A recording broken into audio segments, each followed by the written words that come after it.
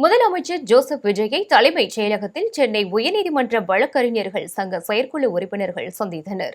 உயர்நீதிமன்ற வழக்கறிஞர் சங்க தலைவர் பால் கனகராஜ், துணைத் தலைவர் சசிகுமார், செயலாளர் அறிவழகன், பொருளாளர் ராஜேஷ் மற்றும் செயற்குழு உறுப்பினர்கள் முதலமைச்சருடனான இந்த சந்திப்பில் கலந்து கொண்டனர். முன்னதாக நாம் தமிழர் கட்சி வழக்கறிஞர் அணி மாநில செயலாளராக இருந்த சங்கர், ஆம் ஆத்மி கட்சியின் வழக்கறிஞர் பிரிவு மாநில தலைவராக இருந்த வழக்கறிஞர் வேல்முருகன் ஆகியோர் தவிக இணைந்த நிலையில் சட்டத்துறை அமைச்சர் நிர்மல்குமார் மற்றும் முதலமைச்சர் ஜோசப் விஜய் ஆகியோரை மரியாதை நிமித்தமாக சந்தித்தனர். பின்னர் செய்தியாளர்களிடம் பேசிய வழக்கறிஞர் சங்கர் இந்த தேர்தலில் தவிகவிற்கு கிடைத்த வெற்றி தமிழக மக்களுக்கு கிடைத்த வெற்றி என்று கூறினார்.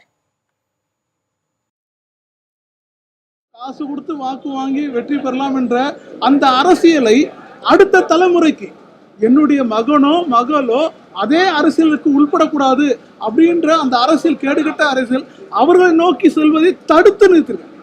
வருங்கால சமுதாயம் ஒரு தூய்மையான ஒரு நேர்மையான தலைமையை தேர்ந்தெடுப்பதற்கான பெரிய வாய்ப்பை அவர் ஏற்படுத்தி கொடுத்திருக்கார்.